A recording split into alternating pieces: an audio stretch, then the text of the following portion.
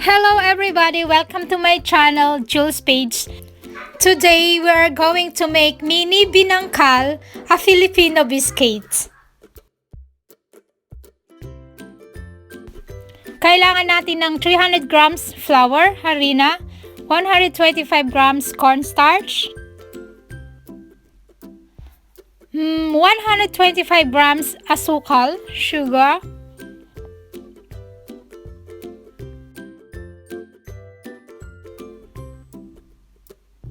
1/4 teaspoon salt, asin, at 1 teaspoon baking powder. 1 cup milk.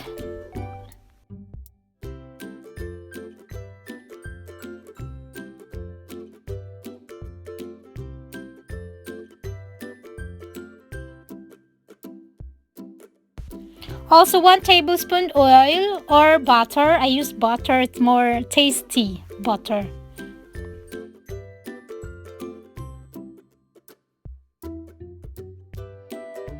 Isang itlog or egg.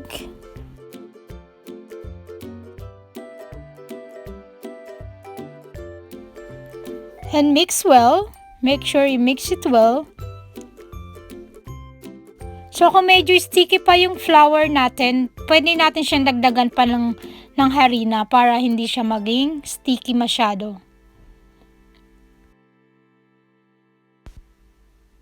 So ganito dapat yung texture ng dough natin. So we make mini balls. I-coat natin sa sesame seeds. We need sesame seeds.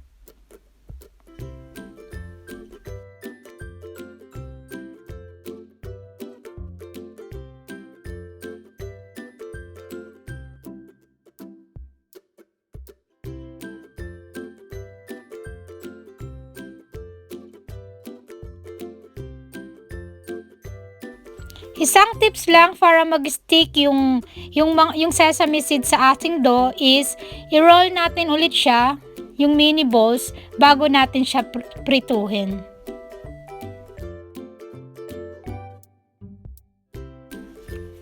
So heat the pan.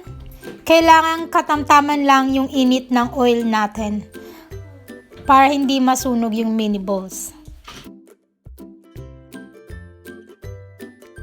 Yung kailangan natin na mantika, yung tama lang nalulubog yung ating mini ball sa mantika.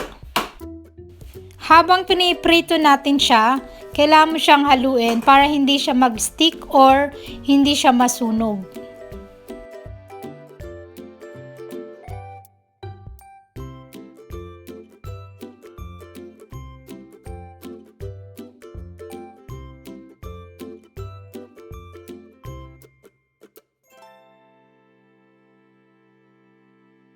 So, malalaman natin luto na yung mini balls natin, yung binangkal, kung nag-turn na siya into golden brown.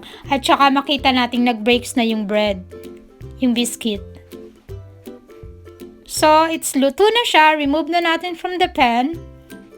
And heto na ang binangkal, Filipino Biscuits. In summer, we call it Kabak. Last time I ate this when I was 10 years old. Wow, I feel so old now. Thank you for watching. Please like the video and subscribe. See you next time.